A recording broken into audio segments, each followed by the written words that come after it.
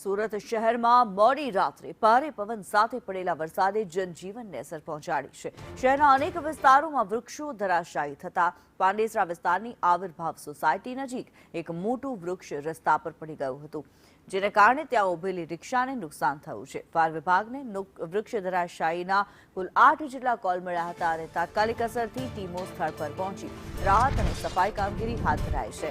સતત બદલાતા હવામાનને કારણે વિસ્તારમાં તંત્ર પણ એલર્ટ સ્થિતિમાં જોવા મળ્યું। જયેન્દ્ર પાંડે વધુ વિગતો સાથે જોડાયા છે। જયેન્દ્ર, સુરતમાં વરસાદની કેવી અસર?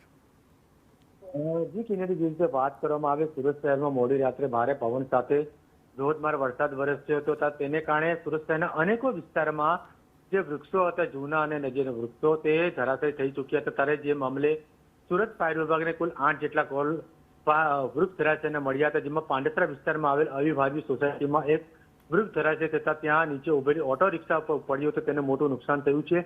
મહત્વની બાબત એ છે કે જ્યારે પ્રી મોન્સૂનની કામગીરી ચાલી ત્યારે સુરત શહેરમાં તેની સાથે જે ભયજનક વૃક્ષો હોય તેને પણ કાપવાની કામગીરી મહાનગરપાલિકા દ્વારા કરવામાં આવી હતી, પરંતુ આ વૃક્ષ મહાનગરપાલિકાને કેમ ન દેખાતું એ પણ સ્થાનિક લોકો દ્વારા પ્રશ્નો કરવામાં આવી રહ્યા છે।